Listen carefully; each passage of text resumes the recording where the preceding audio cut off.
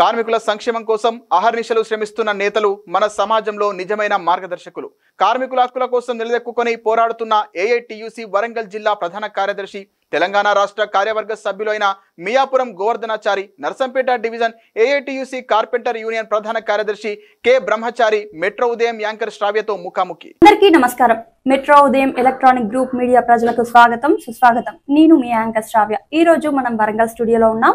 ఈ రోజు మనతో పాటు మాట్లాడడానికి వరంగల్ స్టూడియోకి విచ్చేసిన తెలంగాణ భవన నిర్మాణ కార్మిక సంఘం ఏఐటియుసి జిల్లా కార్యదర్శి గోవర్ధన్ మియాపురం గారు, అలాగే నర్సంపేట డివిజన్ ప్రధాన కార్యదర్శి ఏఐటియుసి కార్పెంటర్స్ యూనియన్ బాధ్యులు బ్రహ్మచారి గారు మనతో పాటు ఉన్నారు. మరి ఈ రోజు వారిని అడిగి కార్మికుల గురించి అసలు ఏంటి అనేది, వాళ్ళ సమస్యలు ఏంటి, ఎలా తీరుస్తున్నారో అలాంటివి తెలుసుకుందాం. వారి మాటల్లోనే విందాం.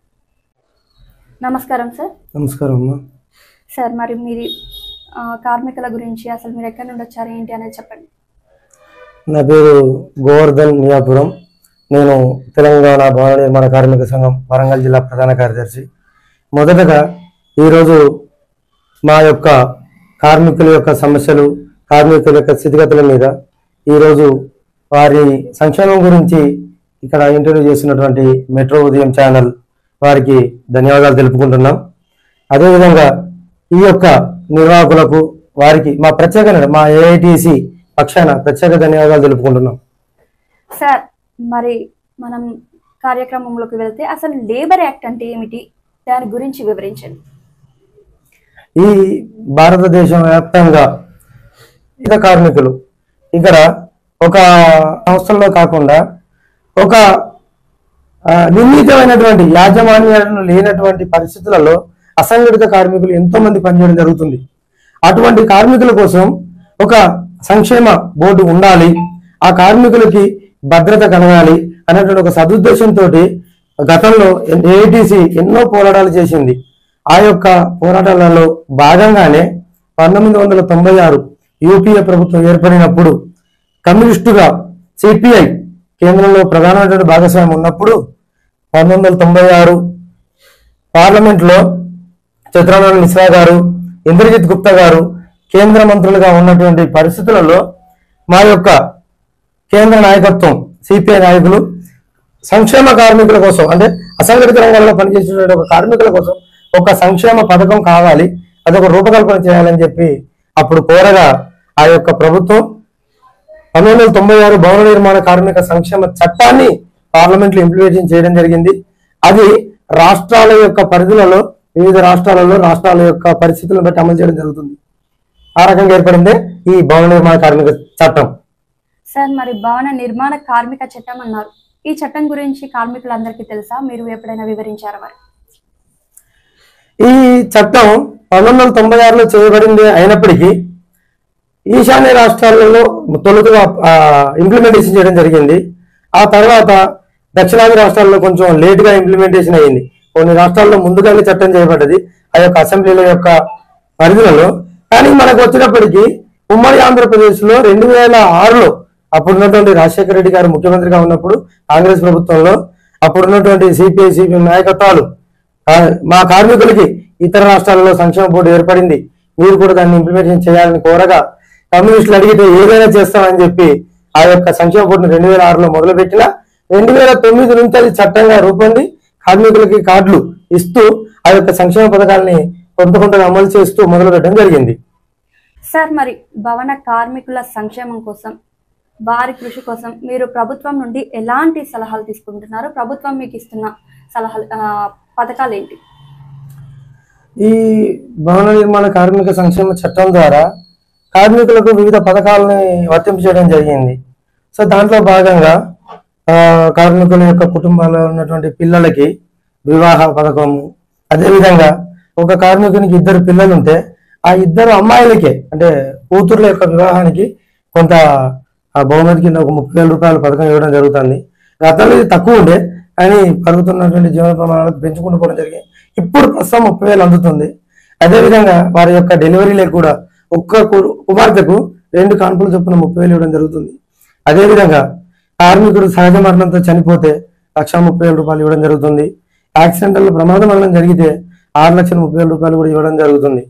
అదేవిధంగా ఇంకా కొన్ని పథకాలు, టెంపరీ డిజేబిలిటీ అని, పాక్షిక అంగవైకల్యము, శాశ్వత అంగవైకల్యం అని దాని యొక్క పర్సంటేజ్ని బట్టి, సదరన్ సర్టిఫికేట్ యొక్క నిర్ధారితను బట్టి ఆ పథకం యొక్క నిర్ధారిత నగదును వారి కుటుంబాలకు అందజేయడం జరుగుతుంది. సార్, మరి పనిచేసే చోట మౌలిక సదుపాయాలు అనేవి ఏ విధంగా ఉన్నాయి? ఈ అసంఘటిత రంగం, మా కార్మిక సంఘాల ద్వారా ఈ కార్మికులు పనిచేయాలంటే వీరికి ఏదో ఒక అడ్డాలే తప్ప ఒక ప్రత్యేకమైనటువంటి కార్యాలయాలు ఉండవు. ఈ పొద్దున్నే లేవాలి, సర్ది కట్టుకొని నగరంలో కానీ పట్టణంలో కానీ వివిధ కూడళ్లలో ఎక్కడో ఒక చోట వీరు ఎదురు చూడాల్సిన పరిస్థితి. అక్కడ ఉన్నటువంటి మేస్త్రులు ఈ రోజు ఎంతమంది కూలీలు అవసరం పడతారు, ఈ రోజు ఎంతమందికి ఎక్కడ ఏ ప్రయాణం ఉంటుంది, అక్కడ ఎంతమంది నిర్మాణ రంగంలో పనిచేసే అవసరం పడతారు అని వాళ్ళని సెలెక్ట్ చేసుకొని వారిని తీసుకెళ్లేటువంటి క్రమం ఇక్కడ అడ్డాల వద్దనే జరుగుతుంది. అక్కడ ఈ అడ్డా కూలీలకు షెడ్లు కానీ, అక్కడ ఉన్నటువంటి కొంతమంది ఇప్పుడు మహిళలు ఉంటారు, మా కార్మిక నిర్మాణ రంగంలో కూడా మహిళా కార్మికులు ఎక్కువగా ఉంటారు. అటువంటి వారు కూడా ఉదయం 4 గంటలకే సర్ది కట్టుకొని వచ్చి 5 గంటల వరకు అక్కడ పనికాడ నిలబడి వారు 10 గంటల వరకు అంటే వారికి సరైనటువంటి పని దొరికేంత వరకు కూడా అడ్డాల మీద వేచి చూడాల్సిన పరిస్థితులలో ఆ కార్మికులకు అక్కడ మరుగుదొడ్ల సౌకర్యం కావచ్చు, వారు గంటల వరకు నిలబడి చూడాల్సిన పరిస్థితి. అంటే కార్మికులు పని చేసే కాడ పొద్దంతా నిలబడాలి, ఇక్కడ పని కోసం ఎదురు చూసే కాడ పొద్దంతా నిలబడాలి. అటువంటి కార్మికులకు ఆ అడ్డాల దగ్గర షెడ్ల నిర్మాణం కానీ, ఇతర మరుగుదొడ్లు కానీ, ఇతర వాటర్ సౌకర్యాలు కానీ, ఎందుకంటే తీవ్రమైన గతంలో చూసుకుంటే తీవ్రమైన ఎండలలో కూడా వాళ్ళు పనిచేయడం జరిగింది. కనీస వాటర్ సౌకర్యం కూడా ఏర్పాటు చేయాలని మేము గతం నుంచి డిమాండ్ చేస్తూ ఉన్నాం. కానీ అది ఇంతవరకు ఇంప్లిమెంటేషన్ అవుతూలేదు. ఆ కార్మిక సౌకర్యం ఇంప్లిమెంట్ కాదు, దాని మీద ప్రభుత్వాలు దృష్టి పెట్టాలని మేము పోరాటం చేస్తూ ఉన్నాం. సార్, మరి ప్రభుత్వాలు మీరు దృష్టి తీసుకెళ్తున్నా అంటున్నారు, హక్కులు కావాలని ప్రభుత్వాన్ని మీరు అడుగుతున్నారు. ఇప్పుడు ఉన్న పరిస్థితులలో కార్మికులకు ఉన్నటువంటి 1996 భవన నిర్మాణ కార్మిక సంక్షేమ చట్టాన్ని పటిష్టంగా అమలు చేస్తే కొత్తగా ఏ హక్కులు మాకు అవసరం లేదు. ఎందుకు చెప్తున్నానంటే దాంట్లో ఒక నిర్మాణ రంగ కార్మికునికి షెల్టర్ కానించి మొదలు పెడితే కార్మికుడు ఇంటికి సేఫ్ గా వెళ్ళడానికి కావాల్సినటువంటి ప్రతి సూచనలు, సలహాలు పటిష్టమైనటువంటి చట్టం ద్వారా అమలు రాయబడి ఉన్నాయి. కానీ ఆ యొక్క నిబంధనలు కాగితాలకు, ఆ యొక్క చట్టాలకు పరిమితం అవుతున్నాయి తప్ప అవి క్షేత్రస్థాయిలో ఇంప్లిమెంటేషన్ అవుతలేవు. ఆ యొక్క చట్టాలను ఆ యొక్క కార్మిక సంక్షేమ శాఖ కానీ, కార్మిక బోర్డు ద్వారా కానీ పటిష్టంగా అమలు జరిగితే కార్మికులకు చాలా మేలు జరుగుతుందని మేము అభిప్రాయపడుతున్నాం. మరి సార్, చట్టాలు అనేవి చాలా ఉంటాయి, మరి మీరు కార్మికులకు ఇన్ని చట్టాలు ఉన్నాయని ఎప్పుడైనా వివరించారా? సంఘాలు ఏర్పరచుకునే చోట సంఘాల వారిగా మేము సమావేశాలు పెట్టడానికి మాకు కొంత వెసులుబాటు ఉంది.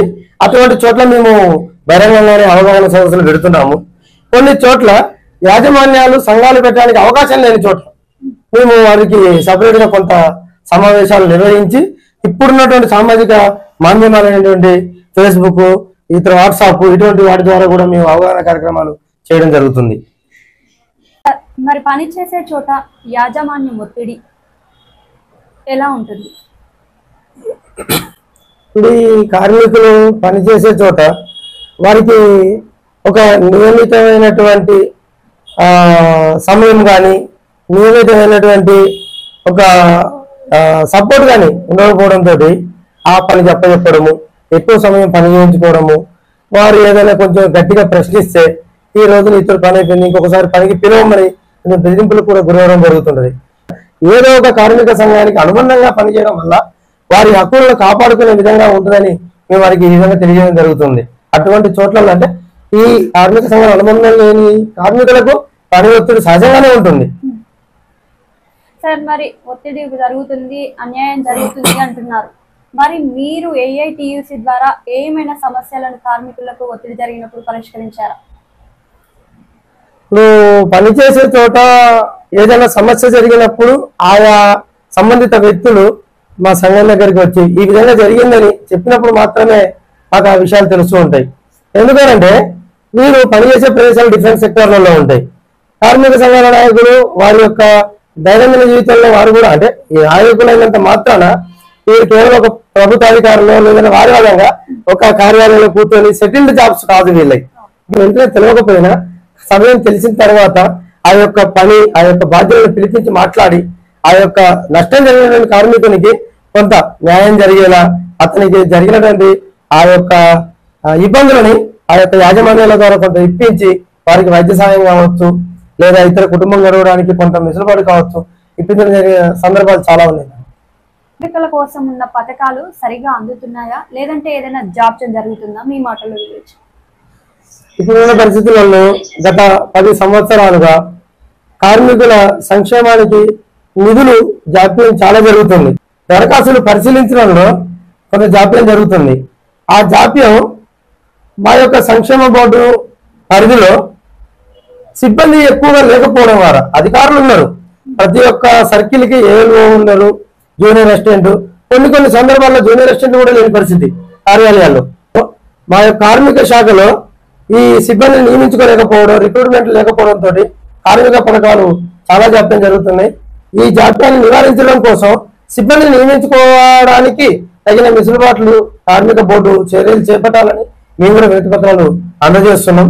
ఆ విధంగా వారి కనుక సిబ్బందిని పూర్తి స్థాయిలో నియమించుకుంటే ఈ సంక్షేమ పథకాలు ఎప్పటికప్పుడు త్వరితగతిన పూర్తయి కార్మికులకు త్వరగా నగదు అందడానికి సౌలభ్యం ఉంటుంది మేము ఈ సందర్భంగా తెలియజేస్తున్నాం. సార్, మరి మీ మాటల్లో ఇందాక సంక్షేమ పథకాలు అన్నారు. మరి భవిష్యత్తులో కార్మికుల కోసం ఎలాంటి సంక్షేమ పథకాలు అమల్లోకి తీసుకురావాలని ప్రభుత్వాన్ని మీరు విజ్ఞప్తి చేస్తున్నారు? ఇప్పుడు మాకు అమలు చేస్తున్నటువంటి పథకాలు, చట్టంలో ఉన్నటువంటి పథకాలు కంప్లీట్గా ఇంప్లిమెంటేషన్ చేయాలి. దాంతోపాటుగా మారుతున్నటువంటి పరిస్థితులు, టెక్నాలజీ, దాని పరంగా కూడా నిర్మాణాల కాడ కొంత భద్రతా పరికరాలను ఏర్పాటు చేయడము, అదేవిధంగా కార్మికులకి రక్షణపరమైనటువంటి కొన్ని చర్యలు చేపట్టే విధంగా చేస్తూ ఇప్పుడున్నటువంటి పథకాల యొక్క స్థాయిని కొంచెం పెంచే విధంగా, ఎందుకంటే అప్పుడున్నటువంటి పరిస్థితులలో ఆ యొక్క నగదు కొంత సమంజసమైన, ఇప్పుడున్నటువంటి పరిస్థితులలో నగదు కొంచెం పెంచాలి. ఎందుకంటే బోర్డులో ఉన్నటువంటి నిధుల్ని కార్మికులకే ఖర్చు చేయమంటున్నాం తప్ప వేరే ఉద్దేశాలు కాదు. ఆ యొక్క సొమ్ము కార్మికులకు కాబట్టి కార్మికులకి ఖర్చు పెట్టాలని నేను కోరుతాను. సార్, కార్మికుల హక్కులని ప్రభుత్వం గౌరవిస్తుందా, లేదంటే ప్రైవేట్ వాళ్ళకి అప్పగిస్తుందా? ఇక్కడ ప్రభుత్వం గౌరవిస్తుందా అని అంటే అందులోనే క్వశ్చన్ అర్థం ఉంది. కార్పొరేట్ వాళ్ళకి అప్పచెప్తుంది అని అంటే మరి కార్మికులను పట్టించుకోవట్లేదని స్పష్టంగా అర్థమవుతుంది. ఎందుకంటే ఇక్కడ కార్మికులు వారి యొక్క శ్రమను, రక్తాన్ని దారపోసి ఎంతో కష్ట నష్టాలకు ఓర్చి వారి యొక్క బహుళ అంతస్తుల నిర్మాణాలు కానీ, కార్పొరేట్ సంస్థలు కానీ నిర్మిస్తున్నటువంటి కార్మికుల యొక్క జీవితాల్లో అదే కార్పొరేట్ సంస్థలు వారి యొక్క చిన్న జీవితాలను ఛిద్రం చేసే విధంగా వ్యవహరించడాన్ని ఈ ప్రభుత్వాలు సమర్థిస్తున్నాయనంటే కార్మిక హక్కుల్ని కాలరాస్తున్నాయనే అంతర్గతంగా కాదు బహిరంగంగానే ఒప్పుకోవాల్సిన పరిస్థితి. సార్, మరి వలస కార్మికులు ఈ సంఘం కిందకే వస్తారా? ఇక్కడ వలస కార్మికులు అనేటువంటి ఒక అంశాన్ని తీసుకున్నప్పుడు మనం గతంలో 2019 ప్రపంచ వ్యాప్తంగా కరోనా ఇది ఒక భయంకరమైనటువంటి విలయతాండవం చేస్తున్నటువంటి పరిస్థితి. వైరస్ ప్రభావం దేశంలో ఉన్నటువంటి అసంఘటిత కార్మికుల యొక్క చరిత్రను, వారి యొక్క స్థితిగతులను ఈ ప్రపంచం కళ్ళ ముందు ఉంచింది. అటు ఢిల్లీ నుంచి కావచ్చు, ఇటు దేశంలో ఉన్నటువంటి మెట్రోపాలిటన్ నగరాలన్నిటి నుంచి కార్మికులు ఒక సంచులు మూటలు కట్టుకొని ప్రాణం బతుకుంటే చాలు, ఏ రకంగా బతుకుతా అని చెప్పి పిల్ల జల్ల చిన్న పిల్లలను కూడా వేసుకొని ఏ బస్సులలో రైళ్లలో ఎక్కించుకోకపోగా అక్కడ పనిచేయించుకున్నటువంటి ఆ యొక్క సంస్థలు ఆ యొక్క కార్మికులను కొంత రక్షణాత్మకమైనటువంటి వ్యవస్థలో వారి గమ్యస్థానాలకు చేర్చకపోవడం, మీ సాగు మీరు చావండి, బతుకుంటే మీతో మీ మళ్ళా పని చేయించుకుంటా అనేటువంటి ఒక దౌర్భాగ్యకరమైనటువంటి పరిస్థితులలో కార్మికుల్ని గాలికి వదిలేస్తే ఈ ప్రపంచం మొత్తం గమనించింది. వారు 21 సంవత్సరాలలో ఈ యొక్క కార్పొరేట్ సంస్థలకు అనుకూలంగా 44 చట్టాలను కార్మికులను సంక్షేమాన్ని గాలికి వదిలేసి కార్పొరేట్ వ్యవస్థలకి అప్పచెప్పే విధంగా 4 కోడ్లుగా చేస్తూ 24 గంటల పనిదినాన్ని 18 గంటల పనిదినాన్ని అమలు చేస్తూ వారి శ్రమను దోపిడీకి గురి చేస్తుందంటే ఈ ప్రభుత్వాలు ఎవరికి అనుకూలంగా వ్యవహరిస్తున్నాయో ఈ రోజు స్పష్టంగా అద్దంలో చూసినట్టుగా స్పష్టంగా కనబడుతుంది. ఈ కార్మికుల యొక్క పిల్లల భవిష్యత్తు, వారి బతుకు తెరువు కోసం ఈ రోజు మేము పోరాటం చేస్తున్నాం. ఇది ప్రపంచం గుర్తించిన నాడు ఆ యొక్క కేంద్ర ప్రభుత్వాలు ఆ యొక్క సమస్యను జటిలంగా తీసుకున్న నాడు ఆ యొక్క కార్మికులకు న్యాయం జరిగితే విధంగా ఈ చట్టాలను రద్దు చేయడమే వారి కార్మికుల జీవితాలను వెలుగు నింపడం అని చెప్పి మేము భావిస్తున్నాం. మరి 18 గంటల శ్రమ దోపిడీని మీరు ఏ విధంగా ప్రభుత్వం ద్వారా అరికట్టాలనుకుంటున్నారు? వారి గురించి మీరేం చెప్తారు? ఇప్పుడు ఈ శ్రమ దోపిడీ విధానాన్ని అరికట్టాలంటే ఈ యొక్క ప్రభుత్వ నిఘా సంస్థలు ఏవైతే కార్మిక శాఖ అండ్ విజిలెన్స్ ఎన్ఫోర్స్మెంట్ ఏవైతే ఉన్నాయో ఈ పనిచేసే ప్రదేశాలలో వర్కర్స్ యొక్క రిజిస్టర్స్ కావచ్చు, వారి యొక్క పని వేళలు కావచ్చు, వారు ఎంతమంది సిబ్బంది ఉన్నారు, వారు షిఫ్టుల వైద్యులు చేస్తున్నారా, ఎన్ని గంటలకు ఒక షిఫ్ట్ ఏర్పాటు చేస్తున్నారు అనేటువంటిది వాళ్ళు మన క్వారీలు కావచ్చు, మన గ్రానైట్ తీసేటువంటి సంస్థలు ఇటువంటి చోట్ల ఈ వర్క్ రిజిస్టర్స్ అనేవి ఉండవు. అటువంటి కార్మికులు వలస కార్మికులు ఇందాక మనం అనుకున్నట్టుగా వారు సుదూర ప్రాంతాల నుంచి ఒక సీజనల్ ఎంప్లాయీస్ లాగా వస్తారు. వాళ్ళకి ఎంప్లాయీస్ అంటే వర్కర్సే, సీజనల్ వర్కర్స్. వాళ్ళు ఒక్క ఎండాకాలం 3 నెలలు మాత్రమే ఈ యొక్క పని ఉంటుంది. ఇటువంటి వాళ్లకు కుటుంబాలతో సహా వచ్చేస్తారు. వారి యొక్క పిల్లలు చంటి పిల్లల్ని వదిలిరావడానికి మనసు రాదు, అలాగని వారితో ఉంచుకోవడానికి ఇక్కడ వీలు పడని పరిస్థితి. ఎందుకంటే వీళ్ళకి సరైన షెడ్లు ఉండవు, సరైన నివాస సౌకర్యం ఉండదు, వారికి అక్కడ ఒక ఆహారకు పరిస్థితులు ఉండవు, ఎక్కడ వాళ్ళు కూడా ఉండవు. కాబట్టి వాళ్ళు ఏం చేస్తారంటే నిరంతరం వాళ్ళ తల్లిదండ్రులతో ఉండడంతో వారు కూడా బాల కార్మికులుగా మారే ప్రమాదం ఉంటది. ఇటువంటి చోట్ల మేము ఏమంటున్నానంటే ఈ యొక్క పని ప్రదేశాలను ఈ యొక్క అధికారులు, విజిలెన్స్ ఎన్ఫోర్స్మెంట్ వాళ్ళు అక్కడ యొక్క క్షేత్రస్థాయిలో పరిశీలన చేసి అసలు ఎంతమంది వలస కార్మికులు ఇక్కడ పనిచేస్తున్నారు, ఎన్ని కుటుంబాలు వస్తున్నాయి, వాళ్ళకు ఏ రకమైన సౌకర్యాలు కల్పించారు, వారికి ఆరోగ్యానికి ఏ విధంగా నిర్ణయాత్మకంగా చర్యలు తీసుకుంటున్నారు. ఫర్ ఎగ్జాంపుల్ ఇటుక బట్టి తీసుకున్నాం, అక్కడ పైన ఎండ, పక్కన బట్టి, విపరీతమైనటువంటి టెంపరేచర్, ఆ లోపల ఎంతో టెంపరేచర్తో ఇటుకలను కాలిస్తేనే అవి ఇటుకలుగా మారుతాయి. అటువంటి పరిస్థితులలో మరి ఇక్కడ వీరికి ఆ వేడికి ఎక్కువ రక్తం చిక్కబడే పరిస్థితి ప్రమాదం కూడా ఉంటుంది. అటువంటి పరిస్థితుల్లో ఆ ఎండకు ఈ వేడికి ఆరోగ్యంలో ఉన్నటువంటి వాటర్ డిహైడ్రేషన్ అయిపోయి కార్మికులు డిహైడ్రేషన్ గురైపోయి మరణాలు కూడా సంభవించే పరిస్థితులు ఉంటాయి. అటువంటి పరిస్థితుల్లో వాళ్ళకి ఈ డిహైడ్రేషన్ కి ఏ రకమైన చర్యలు తీసుకుంటున్నారు, స్థానికంగా వైద్యం ఏమైనా ఏర్పాటు చేస్తున్నారా, వారికి ఓరల్స్ కానీ లిక్విడ్స్ ఉంటాయి ఓఆర్ఎస్లు అటువంటి ఏమైనా కల్పిస్తున్నారా, వారికి ఎలా తీసుకుంటుంది అనేది నిఘా సంస్థ సరిగ్గా నిఘా వేయకపోవడం వల్ల ఆ యొక్క కార్మికులకు తీవ్ర అన్యాయం జరుగుతుందని మేము అభిప్రాయపడుతున్నాం. అదేవిధంగా ఈ నిఘా సంస్థలు కూడా ఆ యొక్క కార్మికుల పట్ల కొంత చురుగా వ్యవహరించి వారికి సంక్షేమం పట్ల కొంత బాధ్యత కూడా వ్యవహరించాలని మేము అటువంటి సందర్భాల్లో తెలియజేయడం జరుగుతుంది. కార్మికులకు భద్రతా పరంగా ఎలాంటి చర్యలు తీసుకుంటారు? ఇప్పుడు కార్మికులకు పనిచేసే చోట భద్రతాపరమైనటువంటి చర్యలు ఇది యాజమాన్యాలు తీసుకోవాల్సిన చర్యలు. ఎందుకంటే ఒక కార్మికులు ఏ పని చేస్తున్నాడు, అది ఏ రకమైనటువంటి పరిస్థితుల్లో పనిచేస్తున్నాయని ఇక్కడ యాజమాన్యాలే నిర్ణయాధికంగా ఉంటాయి. ఇప్పుడు ఆ యొక్క కాంట్రాక్టర్స్ కావచ్చు, ఆ యొక్క పని చేయించుకునే యాజమాన్యాలు కావచ్చు, ఇప్పుడు ఒక నిర్మాణంలో కొన్ని రకాలైనటువంటి ఒక 10-15 రకాలైనటువంటి విభాగాలు పనిచేస్తాయి. ఇప్పుడు సిమెంటు, ఐరన్, కాంక్రీట్, కంకర, రాడు, కటింగ్, వెల్డింగ్, ఇట్లా తదితరాలు, పెయింటింగ్, ఇటువంటి వాటితో పాలిషింగ్, ఇలా ఎన్నో రకాలైనటువంటి పని విభాగాలు కలిస్తేనే ఫైనల్ గా ఒక అందమైన భవంతి నిర్మాణం అవుతుంది. అయితే ఈ భవంతులు నిర్మాణం చేసేటువంటి క్రమంలో ఆ యొక్క వివిధ కార్మికులు వారికి కొన్ని రక్షణ యొక్క సౌకర్యాలు లేకపోవడంతో కార్మికులు కొంతమంది అనారోగ్యం పాలవుతున్నారు, కొంతమందికి ప్రమాదాలు జరిగి అవయవాలు కూడా దెబ్బతినే పరిస్థితి ఉన్నది, కొంతమందికి అంగవైకల్యాలు కూడా ఏర్పడుతున్నాయి. ఉదాహరణకు పెయింటర్స్ ఉంటారు, పెయింటింగ్ వర్క్ చేసే వాళ్ళకు ఆ యొక్క ప్రమాదకరమైన కెమికల్స్ కళ్ళలో పడుతూ ఉంటాయి. అదేవిధంగా అల్యూమినియం పార్టీషన్స్ ఉంటాయి, ఆ అల్యూమినియం ని కట్ చేసేటువంటి వ్యవస్థలో ఆ యొక్క సన్నటి రౌజులు కళ్ళల్లో పడి కట్టే కళ్ళు రెటీనా కోల్పోయినటువంటి సందర్భం ఎంతో మంది కార్మికులు కళ్ళు కోల్పోయిన పరిస్థితి, చూపు కోల్పోయిన పరిస్థితి ఉంది. అదేవిధంగా ఈ యొక్క మిక్సింగ్, సిమెంట్ ఐరన్ మిక్సింగ్ చేసేటప్పుడు కొన్ని వెల్డింగ్లు చేసేటప్పుడు కొన్ని ప్రమాదకరమైన గ్యాసులు రిలీజ్ అవుతూ ఉంటాయి, ఇది కోటింగ్స్ వర్క్ చేసేటప్పుడు. అటువంటి సందర్భాలలో ఊపిరితిత్తులు దెబ్బతిని ఆస్తమాకు ఇతరటువంటి వ్యవస్థలకు గురైన సందర్భాలు ఉన్నాయి. ఈ కాంక్రీట్ సిమెంట్ కలిపేటప్పుడు ఆ యొక్క సిమెంట్ ను కొంత ఎక్కువ కలపడంతో చేతులకు రంధ్రాలు పడతా ఉంటాయి. ఆ కార్మికులు ఈ యొక్క కాంక్రీట్ ను కాళ్ళతోటి దాంట్లో నిలబడి పారలతోటి కలపడంతో ఆ కాళ్లకు మొత్తం పుళ్ళు పడి కట్టేయ పరిస్థితులు ఉంటాయి. ఇటువంటి సందర్భాలలో మేము ఏం డిమాండ్ చేస్తున్నానంటే యాజమాన్యాలు కార్మికులకు సరైనటువంటి రక్షణ పరికరాలను అందియాలి. అదేవిధంగా కాళ్లకు ఒక మోకాళ్ళ వరకు ఉండేటువంటి బూట్లు ఉంటాయి, అవి ప్లాస్టిక్ బూట్లు ఉంటాయి, అవి చేతుల గ్లౌజులు ఉంటాయి. అదేవిధంగా నిర్మాణాలలో ఎత్తుల్లో పనిచేసేటువంటి కార్మికులకి వారు ఈ విధంగా ఉన్న కోసం ఒక జాకెట్ ఉంటుంది, లైఫ్ జాకెట్ లాగా, హెల్మెట్ ఉంటుంది. ఈ యొక్క గోడలకు ఈ ఎలక్ట్రికల్ వర్క్స్ వాళ్ళు కొట్టేటప్పుడు ఆ యొక్క నిర్మాణాలు అల్యూమినియం పాఠం చేసేటప్పుడు ఫేస్ మార్క్ అంటే గ్లాస్ లా కన్వర్ట్ చేసుకుంటే ఆ యొక్క డస్ట్ డైరెక్ట్ గా కళ్ళల్లో పడకుండా ఉండడం కోసం గ్లాసెస్ ఉంటాయి. అదేవిధంగా ఈ ప్రమాదకరమైన రసాయనాలు మిక్స్ చేసి ఫాగు అంటే వెల్డింగ్ చేయడం కానీ ఇంకా కొన్ని రసాయనాలు వచ్చినప్పుడు అవి డైరెక్ట్ గా హీల్ చేసుకోకుండా ఉండడం కోసం 3 లేయర్స్ ఉన్నటువంటి ముక్కు మాస్కులు ఉంటాయి.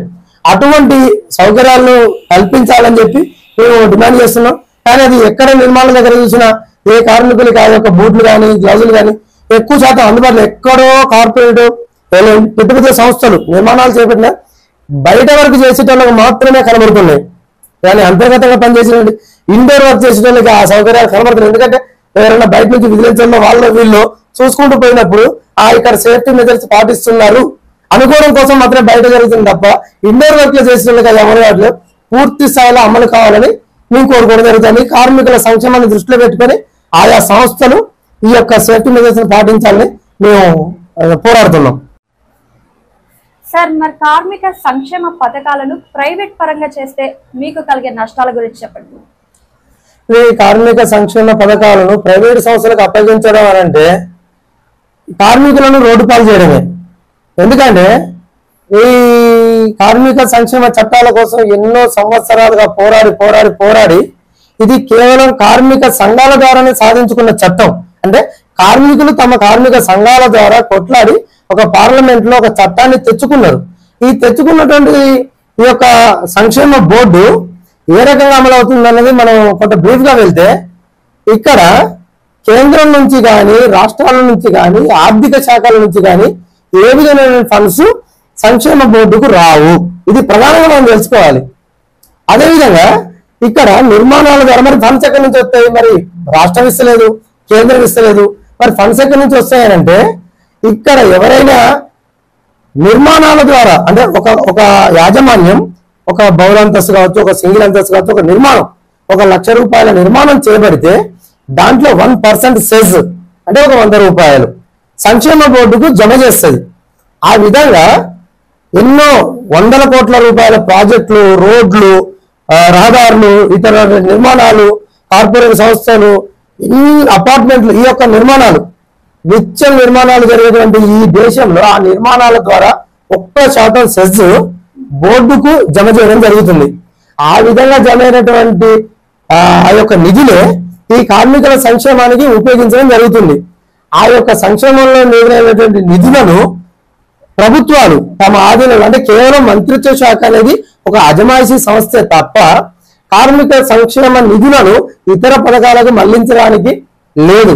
కానీ గత ప్రభుత్వాలు కావచ్చు, ఇప్పుడు ఈ యొక్క కరోనా టైంలో రేషన్ కార్డు ఉన్న ప్రతి ఒక్కరికి 1000 రూపాయలు ఈ యొక్క భవన నిర్మాణ కార్మిక సంక్షేమ బోర్డు నుంచి 300 కోట్లు తీసి కార్మికులకు ఇవ్వడం జరిగింది.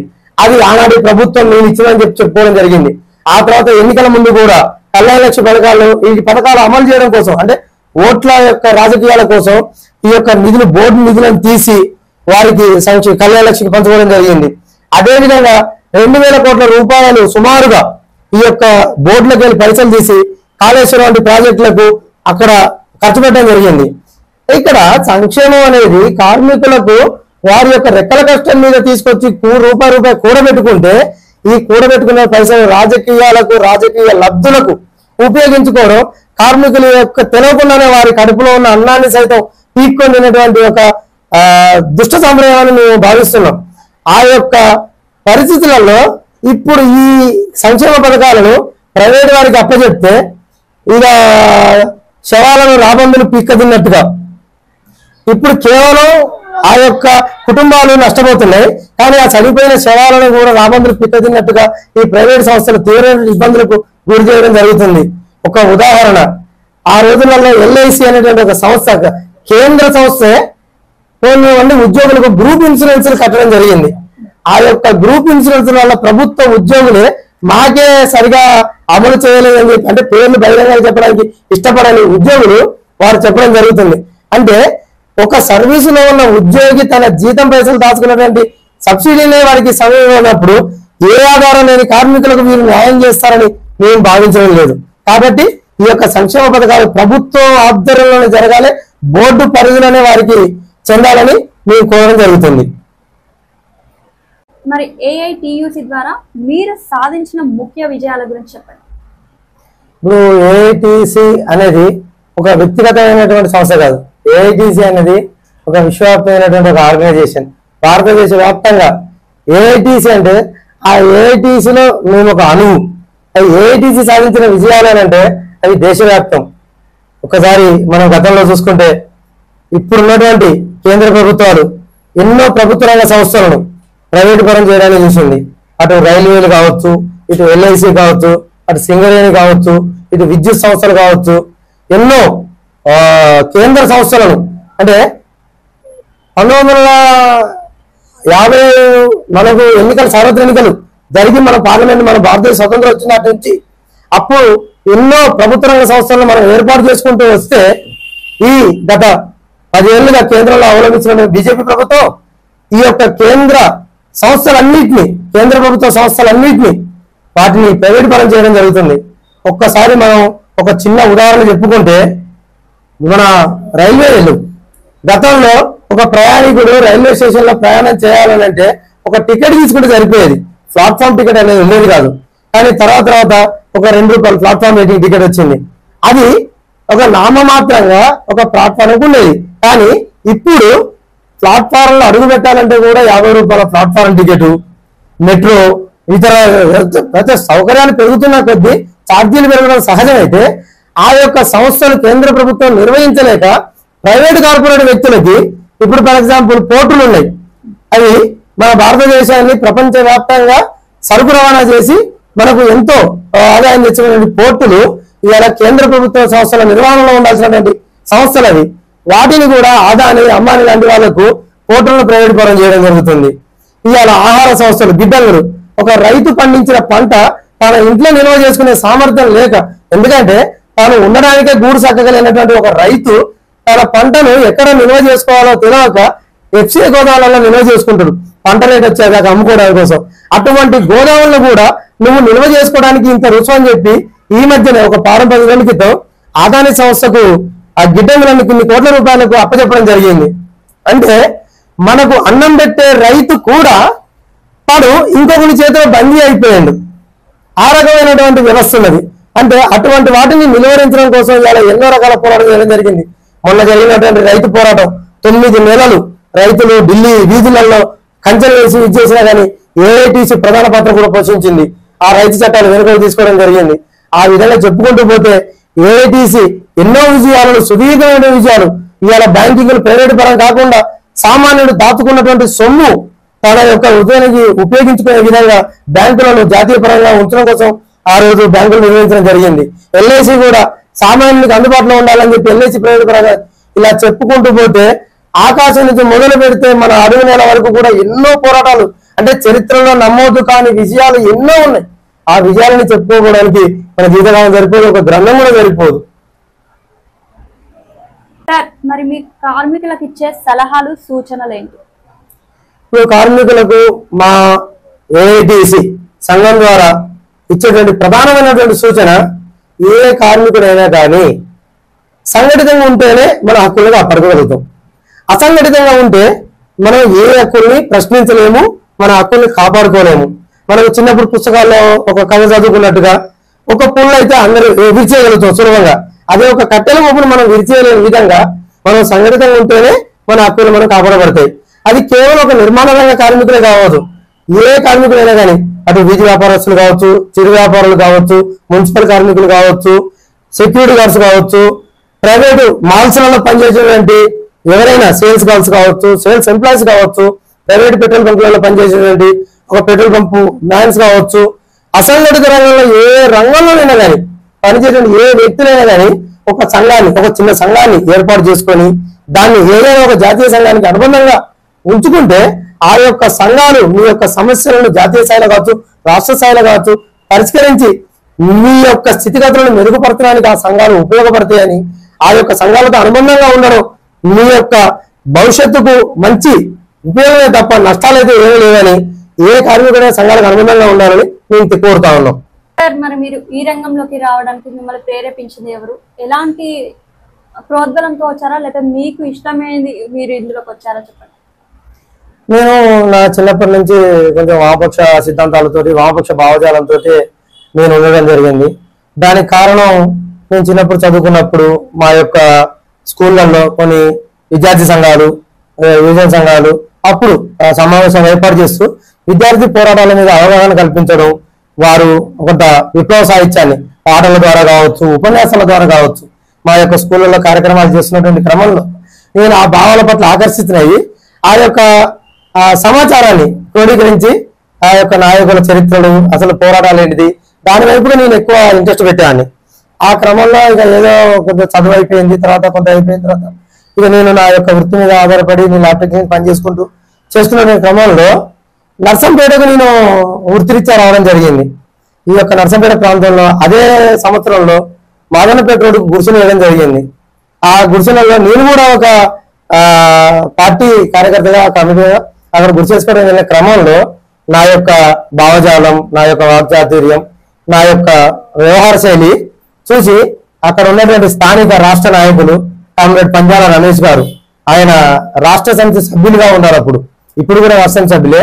వారు నా యొక్క ఇన్స్పిరేషన్, నా యొక్క కమిట్మెంట్ ని గ్రహించి నన్ను ఫుల్ టైం కార్మిక సంఘంలోకి నన్ను ఇన్వైట్ చేయడం జరిగింది. ఆ యొక్క బాధ్యతలు అప్పచెప్పడం జరిగింది. అదేవిధంగా కొన్నాళ్ళు నేను బిల్డింగ్ వర్కర్స్ యూనియన్ బాధ్యునిగా ఉన్నా. తర్వాత ఈ 2 సంవత్సరాలకు ఒకసారి మాకు యూనియన్ ఎలక్షన్స్, కార్మిక సంఘాల బాధ్యతలు ఇవ్వడం జరుగుతుంది. ఆ క్రమంలో నేను స్వతహాగా కార్మికుల్ని, కార్పెంటర్ని కావడంతో వృత్తి సంఘాలకు బాధ్యత అయితే బాగుంటుందని చెప్పి నన్ను భవన నిర్మాణ కార్మిక సంఘం జిల్లా కార్యదర్శిగా ప్రమోట్ చేయడం జరిగింది. ఆనాటి నుంచి ఈనాటి వరకు అటు స్థానికంగా పంజాల రమేష్ గారు, ఇటు జిల్లా వైపు నుంచి నాకు ఉన్నటువంటి నిర్మాణ బాధ్యులు, రాష్ట్ర నిర్మాణ బాధ్యులు, వరంగల్ జిల్లా నిర్మాణ బాధ్యులు కామ్రేడ్ తక్కలపల్లి శ్రీనివాసరావు గారు, ఆయన రాష్ట్ర సహాయ కార్యదర్శిగా ఉన్నారు. అప్పుడు రాష్ట్ర సమితి సభ్యులుగా, ఇప్పుడు రాష్ట్ర సహాయ కార్యదర్శి సభ్యులుగా ఉన్నారు. వారు ఇప్పుడు రాష్ట్ర సహాయ కార్యదర్శి.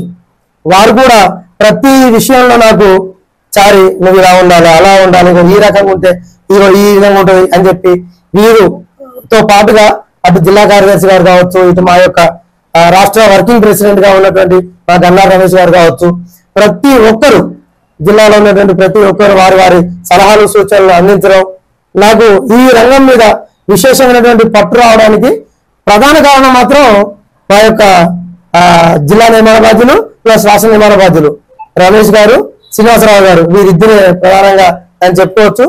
నా యొక్క నిర్మాణానికి, నా యొక్క కృషికి, నా యొక్క ఈ యొక్క రంగంలో నేను ఈ రకంగా ఎదుగుదలకు వారి ప్రోత్సాహం చాలా ఉంది, మరవలేను. అదేవిధంగా పక్క జిల్లాల కార్యదర్శులు కూడా నాకు కొన్ని సందర్భాలలో నాకు సూచనలు, సలహాలు ఇవ్వడం జరుగుతుంది. ఆ విధంగా నేను ఈ యొక్క నిర్మాణ రంగంలో కార్మికుల సమస్యల పట్ల పోరాటాలు చేస్తూ కొంత మేరకు సక్సెస్ సాధించాలని నేను అనుకుంటున్నాను. ఇంకా సాధించవలసింది చాలా ఉంది. ఆ రకంగా నా యొక్క పునాదులు ఈ రకంగా పడ్డాయని చెప్పి నేను తెలియజేస్తున్నాను కదండి. ఈ రోజు మరి గోవర్ధన గారు అండ్ బ్రహ్మచారి గారు చాలా చక్కటి విషయాలు వివరించారు. కార్మికుల గురించి, వారికి జరుగుతున్న అన్యాయాల గురించి, అలాగే కార్మికులకు ప్రభుత్వాలు ఎలాంటి పథకాలు అమలు చేస్తున్నాయో, అలాగే వారి తరపున ఎలాంటి పథకాలు అమలు చేయాలో వారు సవివరంగా వివరించారు. అంతేకాకుండా అవన్నీ సంక్షేమ పథకాలు ప్రభుత్వ ఆధీనంలోనే ఉండాలి, ప్రైవేట్ పరం కాకూడదని వాళ్ళ బాధను కూడా వ్యక్తం చేయడం జరిగింది. ప్రభుత్వం వీరిపై చొరవ తీసుకొని వారికి కావాల్సిన సంక్షేమ పథకాలు అమలు చేయాలని కోరుకుంటూ మీ శ్రావ్య, మెట్రో ఉదయం.